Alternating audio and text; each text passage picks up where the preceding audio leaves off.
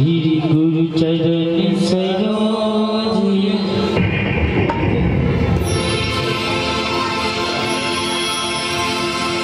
निज मन मोकुरी शोभा बरनहु कुंवर विमल जसो जो दायक फल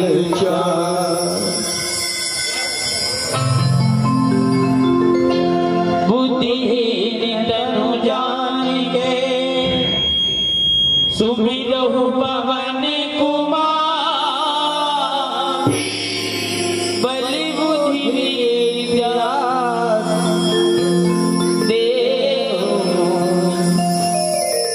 हरहु कलेश विकार। जय हनुमान ज्ञान गुण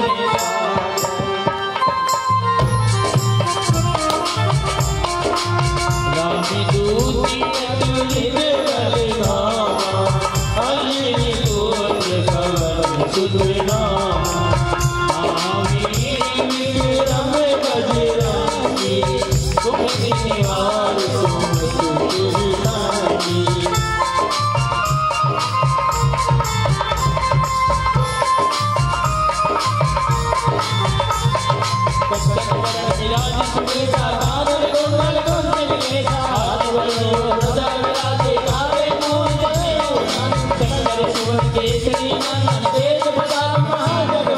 विद्यावान बुद्धि अति चातुर राम काज करी बेगवान प्रभु चरण सुन बैठो रसिया राम लखन सीता मन बसिया सुखम रूप धरि सियहि दिखावा विकट रूप धरि रंग जलावा भीम रूप धरि असुर संहारे राम लखन के काज सवारे लाए सकीन लखन जियाए श्री रघुवीर हरि दुआरे रघुपति कीन्ही बहुत बड़ाई तुम प्रिय भरत भाई तैसी बदन तुम रोज गावे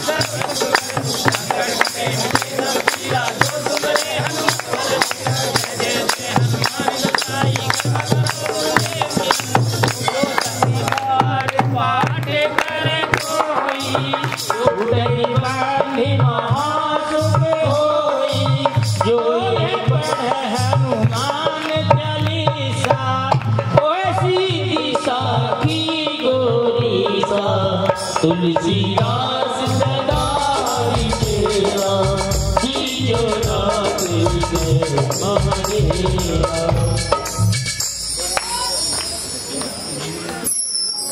पवन तनय संकट हरण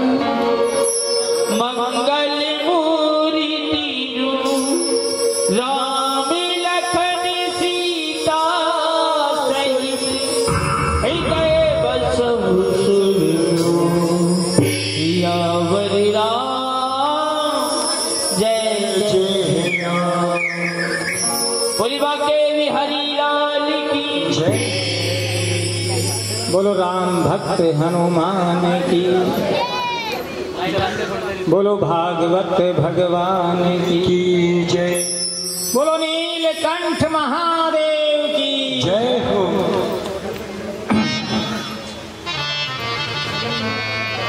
आज भागवत का पंचम दिन है। श्री सुखदेव जी महाराज परीक्षित से कह रहे हैं कि कई कई जन्मों के पाप पुण्य उदय होने के कारण कभी मानव योनि में, कभी पशु पक्षी योनि में और वृक्ष योनि में भी जाते हैं। नल कुबर का नाम सुना होगा। जब कृष्ण जी बाल रूप में थे और उन्होंने उखल से आसपास में वो मल्लार्जुन के 2 पेड़ थे, यानी श्राप के कारण वे वृक्ष योनि में थे और भगवान ने उनका भी उद्धार किया था।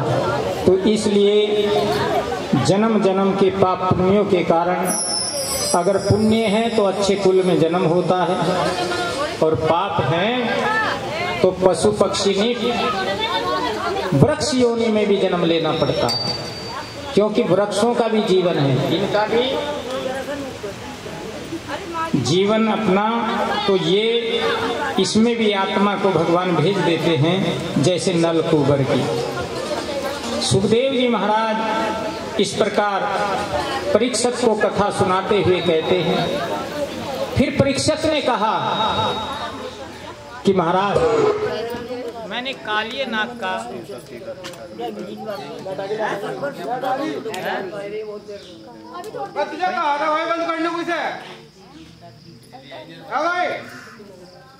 कहा था क्या किसी ने? इनने पहले यहाँ वो इसका अगर इनमें कुछ उड़ गया होगा तो क्या करेगा बेटा? चल छोड़ यार, चल चल चल कर ले काम कर ले।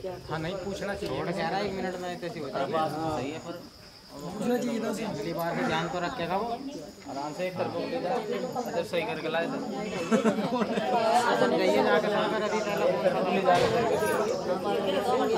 हाँ यहाँ से जानकारी।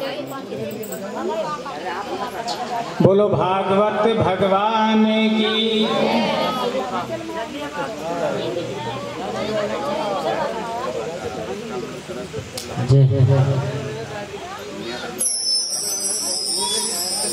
श्री सुखदेव जी महाराज कहते हैं कि हे परीक्षित, अब बताओ आप क्या सुनना चाहते हैं?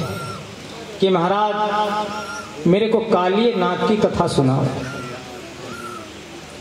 वो यमुना जी की काली ढे में क्यों रहते थे, किसका भय था उन्हें, और वहां से वो कहीं भी गमन नहीं करते थे। सुखदेव जी महाराज कहते हैं परीक्षित,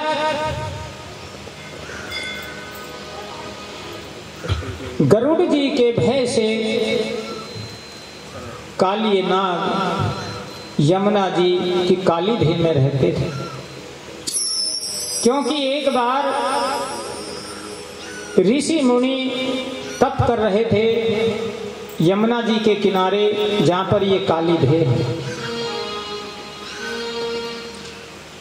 वहां पर गरुड़ जी आते हैं और मछली पकड़कर, जैसे वो भगवान के भजन में लीन थे, उनके आगे बैठकर मछली मारकर वो डाल देते थे। जब वो समाधि से उठते तो अपने आगे मरी हुई मछली को देखते। ये देखकर उन्होंने विचार किया कि ये यहाँ पर कौन डालता है।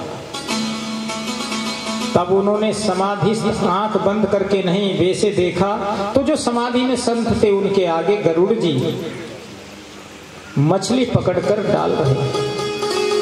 तब ऋषियों ने श्राप दिया कि हे गरुड़, अगर तुम यहाँ काली ढे के किनारे पर आओगे तो तुम जीवित नहीं रह पाओगे, तुम्हारी मृत्यु होगी, ये हम तुम्हें श्राप देते हैं। तभी से यमुना जी यानी काली धे के आसपास भी गरुड़ जी नहीं आते थे, ये कालिये नाग को मालूम था। तो कालिये नाग गरुड़ के भय से बचकर वो काली धे में रहता था। इस प्रकार रहते हुए उसे काफी वर्ष व्यतीत हुए। भगवान कृष्ण ग्वालों के साथ में गैया चराते थे और गेंद खेलते थे ग्वाल बालों के साथ। एक दिन यमुना जी के किनारे वहीं काली धे के पास सभी ग्वाल बाल कहने लगे कि कन्हैया चलो गेंद खेलते हैं। गेंद खेलने लगे, भगवान को लीला करनी थी।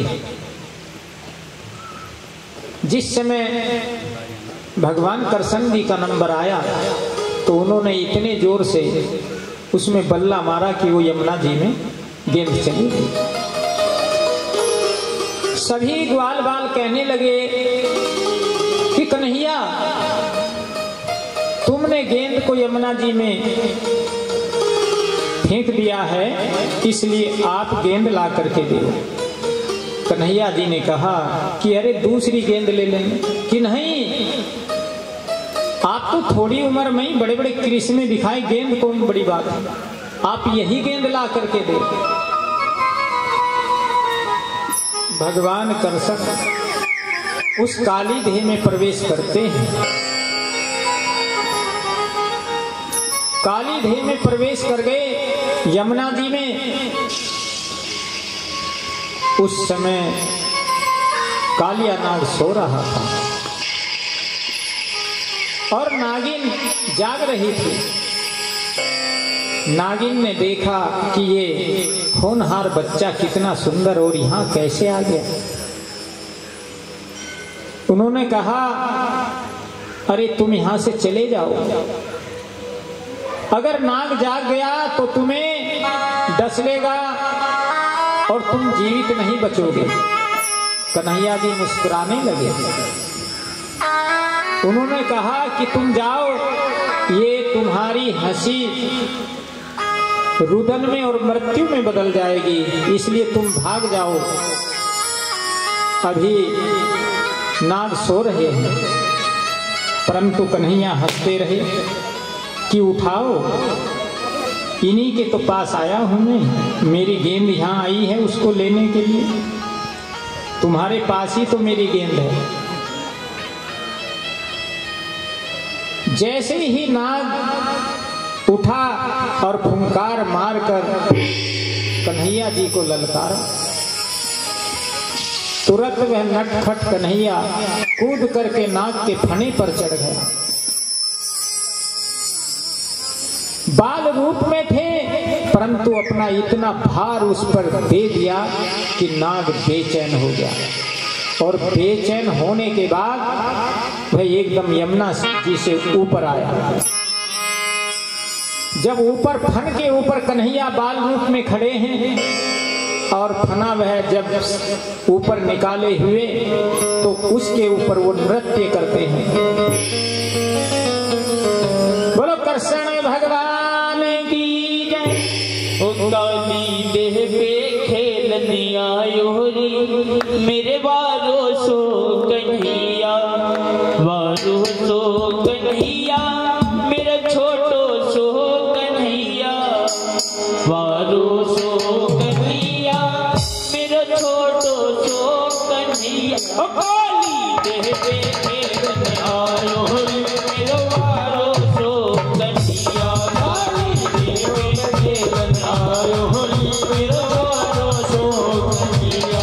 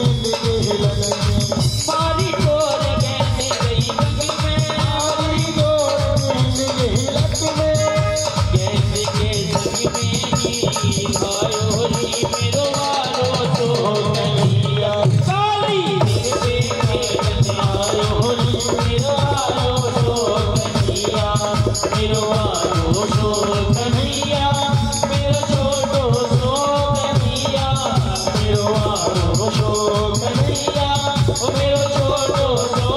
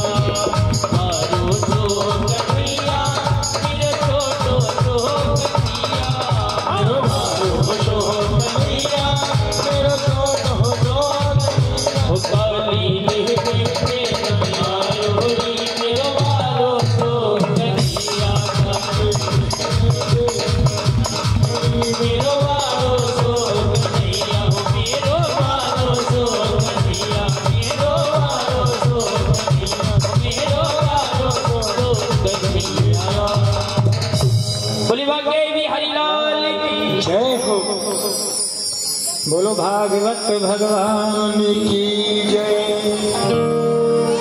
भगवान कृष्ण ने काली नाग पर नृत्य किया।